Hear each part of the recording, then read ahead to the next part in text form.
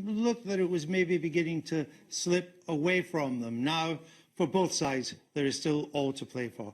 Let's now go to London and to Nigel Farage. When I left London, he was still the interim leader of UKIP. I guess he still is. He's in our Millbank studio there. Nigel Farage, welcome. So, how's your man doing?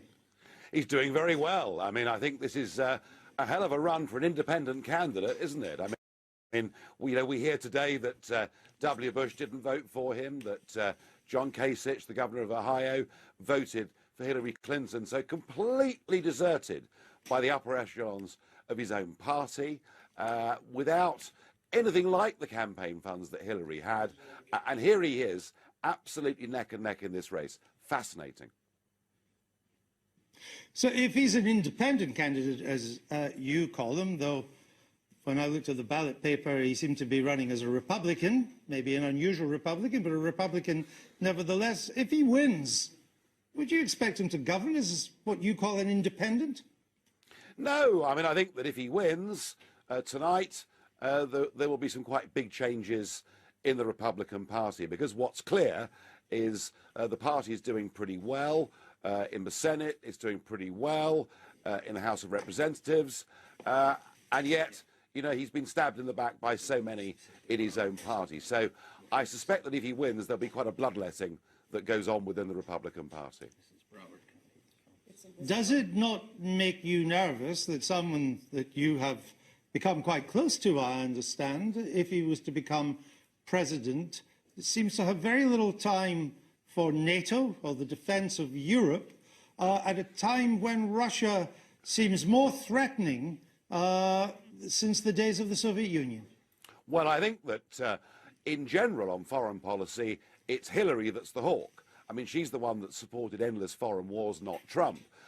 On NATO, yes, he's made the point that all the member states need to pull their weight, and they've not been doing so. And I do think that the British relationship with Trump, if he becomes president, to make sure we maintain NATO as a viable force, I think our role in that will be absolutely crucial.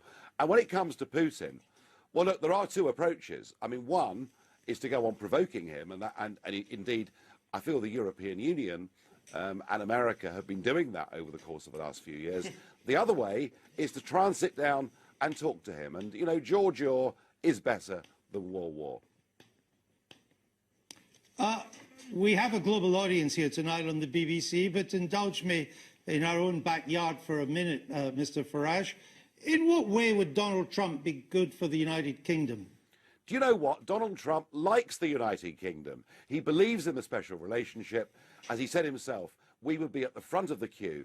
And to have an American president that respected us, and particularly now that we've become, or we will become, an independent, self-governing country, is a marked difference to the time of President Obama or what Hillary would offer. He likes this country. And if there is a Trump presidency, have you considered American citizenship and then getting them to appoint you as ambassador to Brussels? Well, it has been speculated on, it has been joked about. Gosh, if I got a green card and went to Brussels, wouldn't that be fun? I don't really think it's going to happen, though. No, but you would like it, wouldn't you? You can be honest with us tonight. All right, yes.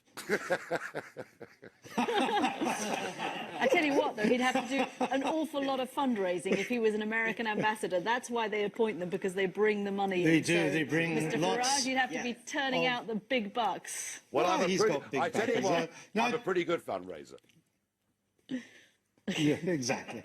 Nigel Farage, thanks for joining us. Nice to see good old Blighty in the background there.